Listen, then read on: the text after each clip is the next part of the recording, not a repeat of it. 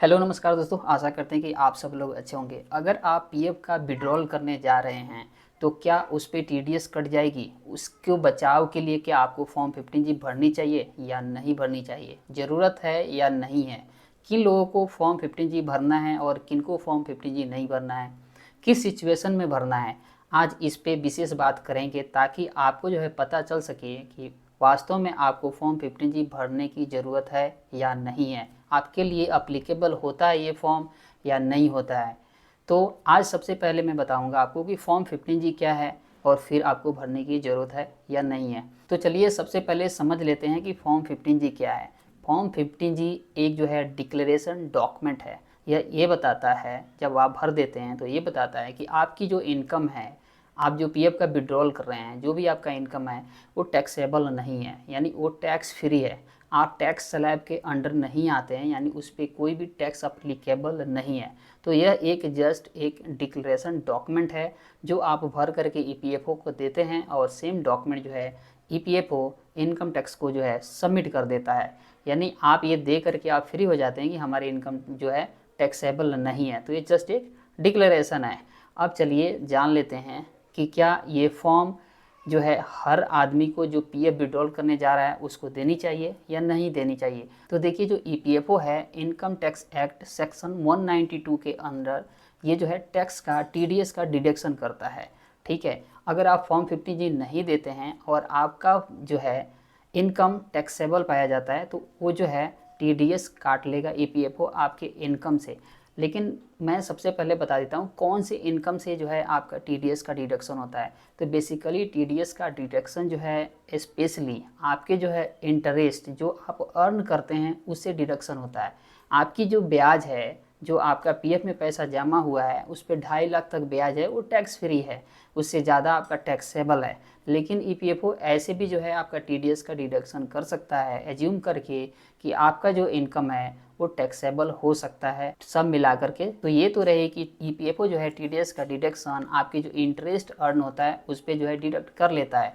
अब समझ लेते हैं कि ये जो है फॉर्म किनको भरना है और किनको नहीं भरना है। तो देखिए, अगर आप जो है पीएफ का विड्रॉल करने जा रहे हैं, अगर आपका विड्रॉल अमाउंट जो है 50,000 से ज़्यादा होता है तो ईपीएफओ इस पे टीडीएस का डिडक्शन कर लेगा। जैसे ही 50,000 रुपये से ज़्यादा होगा, अगर आपका जो है 50,000 से कम का इनकम है तो फिर आपको फॉर्म 15G देने की ज़रूरत नहीं है।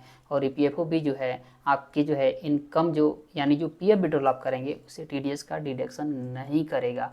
कुछ स्पेशल केस है जिसमें बिल्कुल जो है फॉर्म 15G भर के देने की ज़रूरत नहीं है, जिस पे जो है बिल्कुल ये फ्री है और इस पर टीडीएस का डिडक्शन नहीं होता है। जैसे पहला, अगर आप पीएफ का ट्रांसफ़र करते हैं तो उस पर भी जो है फॉर्म 15G भर के देने की ज़रूरत नहीं होती है। दूसरी, अगर आप एडवांस का विड्रॉल करने जाते हैं तो उस पर भी जो है आपको फॉर्म 15G अपलोड करने की ज़रूरत नहीं है, इसको भर के देने की ज़रूरत नहीं है।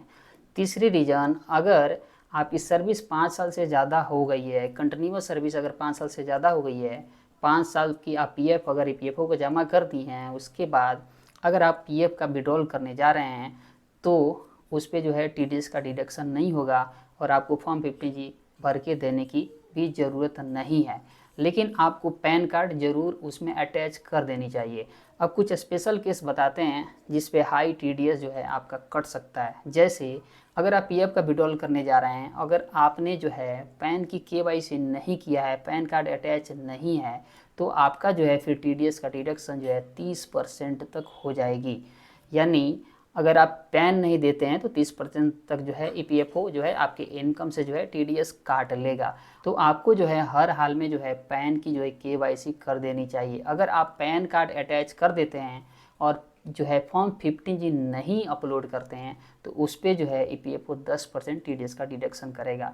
यानी अगर पैन की आप केवाईसी कर दिए हैं, पैन अवेलेबल है और फॉर्म 15G जो है आप नहीं भर के देते हैं तो 10% ही डिडक्शन होगा। लेकिन अगर आप दोनों भूल जाते हैं, 15G भी नहीं देते हैं, पैन कार्ड भी नहीं देते हैं, तो ईपीएफओ इस पे जो है आपकी इनकम से 30% तक का जो है टीडीएस का डिडक्शन कर लेगा। अब मैं बता देता हूँ, फॉर्म 15G और फॉर्म 15H दोनों है। फॉर्म 15G उन्हीं लोगों को भरना है जो लोग 60 साल से कम के इंडिविजुअल हैं, उनको भरना है। जो 60 साल से ज़्यादा के लोग हो गए हैं उनको फॉर्म 15H भरना है। ठीक है, तो फॉर्म दोनों सिमिलर है, बस जो 60 साल से कम है उनको फॉर्म 15G भरना है, और जो 60 साल से ऊपर के हैं उनको फॉर्म 15H भरना है। अब तो आपको पता चल गया होगा कि फॉर्म 15G उसी परिस्थिति में आपको भरना है जब आप पीएफ का विड्रॉल करने जा रहे हों। फॉर्म 19 अगर आप भर रहे हैं तभी आपको भर के देने की ज़रूरत है, और आप 50,000 से ज़्यादा पैसे निकाल रहे हैं तभी आपको भर के देने की ज़रूरत है। और आप फॉर्म 15G और फॉर्म 15H में भी अब अंतर समझ गए होंगे, और आपको ये भी पता चल गया होगा कि अब जो है आपको फॉर्म 15G भर करके देनी चाहिए या नहीं देनी चाहिए। यानी सीधा सिंपल है, अगर 50,000 से ज़्यादा निकाल रहे हैं तो आपको फॉर्म 15G भरनी चाहिए, नहीं तो जो है ईपीएफओ टीडीएस जो है काट लेगा। भरना भी बहुत सिंपल है, इस पर मैं वीडियो बना चुका हूँ, उस वीडियो का लिंक इस वीडियो के डिस्क्रिप्शन में मैं डाल दूंगा, आप जा करके वहाँ से देख सकते हैं कि कैसे आप फॉर्म 15G आपको भरना है। और साथ ही में आपको वहाँ पे मैं ये फॉर्म का जो है लिंक भी अटैच कर दूंगा, जिससे आप जो है प्रिंट करके आप उसे भर करके अपलोड कर सकते हैं। पूरी प्रोसेस मैं बताया हूँ अपने वीडियो में, आप जो है इसे देख करके आप खुद स्वयं इसे कर सकते हैं। तो आशा करते हैं कि ये इन्फॉर्मेशन आप लोगों के लिए हेल्पफुल रहेगा। मिलते हैं अगले वीडियो में, तब तक के लिए नमस्कार और बाय, अपना ख्याल रखिए।